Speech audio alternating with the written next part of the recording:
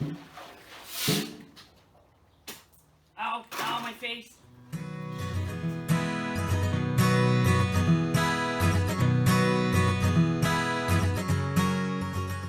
So it's Logan with Mane Racing. We are prepping the tank. I've got it off.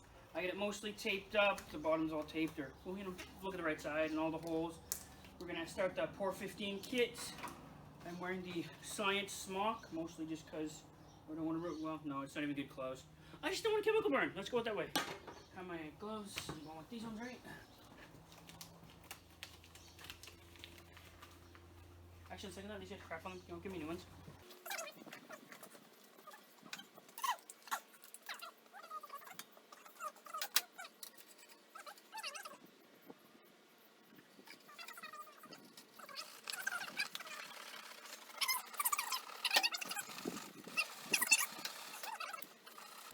And they say, you know, cover the tank with rags and stuff like that to protect the paint, but because we're painting it, I'm not too worried about it. I've got to arrange for somebody to paint it, and we might be doing something a little funky. Since I'm keeping the bike, I'm not too worried about sticking too close to the factory, so I want to do a 3D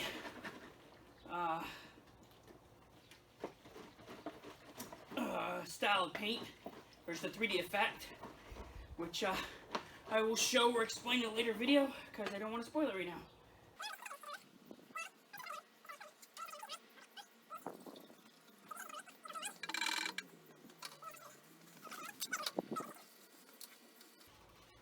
It works really well, because they just stripped the paint off of the tank right there.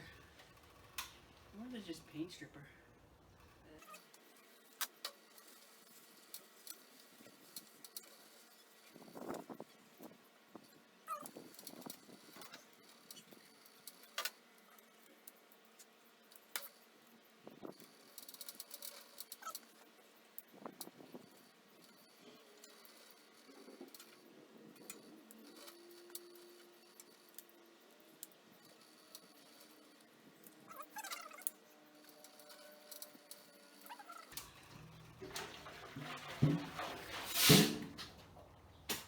Ow, ow, my face.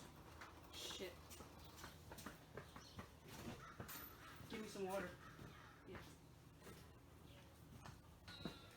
So what we inadvertently learned from that whole adventure is wear face protection. So I'm going to wear face protection because I meant to, and I forgot to, and that was kind of dumb. And I generally sort of kind of regret that being dumb. Problem is, this is full of $50.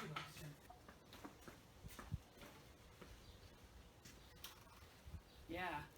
So what you can't see right now is that little backsplash of pressure that built up in here.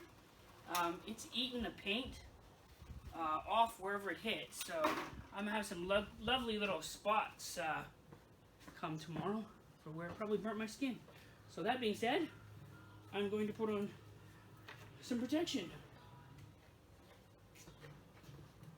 So that's something you're probably not going to see in the other Por15 videos, is they don't mention about any pressure buildup or anything like that. I'm going to tighten up. Whatever, of course not.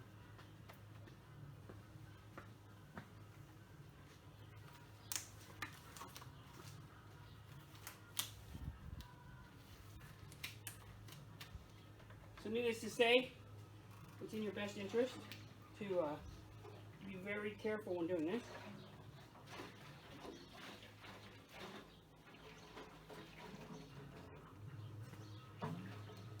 The reason for the garbage can is I'm going to tilt it upside down. I just don't want it to leak all over my floor or whatever. But I don't think I'm going to have much luck. I think the duct tape's done for. Yep.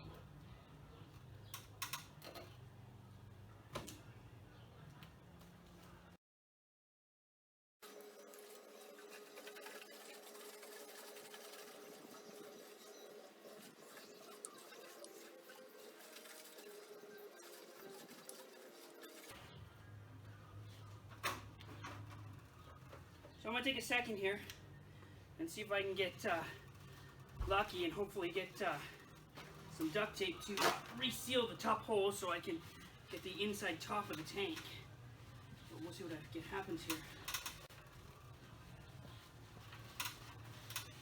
Because it has nicely removed the paint all in all kinds of spots.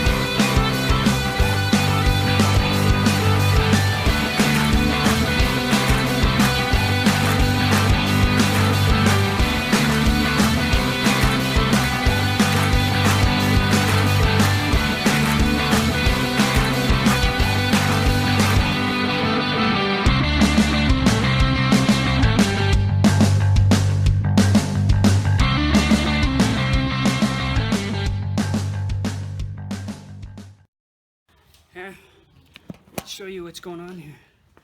So what you can see now is it's lifting that paint. So that's generally why you want, well, why I freaked out when it touched my face, because it actually burnt. But that's why you want good sealing, and it's just eating through the duct tape, so I'm not having much for luck. But you can see, I would never do this on a painted tank. You most definitely want to close the door. Like I was saying, you never want to do this on a painted tank, at least from what I'm seeing, because it'll clear your tank nicely. So as you can probably see, if you can see the little lines in there, it's not real easy to focus. Somebody's previously sealed this tank before, and I'm probably have to get another can of stripper for the interior just to finish cleaning that out. So that's that. It's lovely. I'm going to add some video here from my my tablet, because I'm going to stick my borescope in there and have a look around. So that's what you'll see in the really low resolution, terrible looking stuff. Alright, see you in a bit. What you see here is the inside of the fuel tank with somebody's previous attempt at sealing possibly some pinhole leaks. It's stacked up pretty good. We're going to have to use some agitators, maybe some marbles, a coat hanger, barbecue brush to clean it out with our second run of the chemical.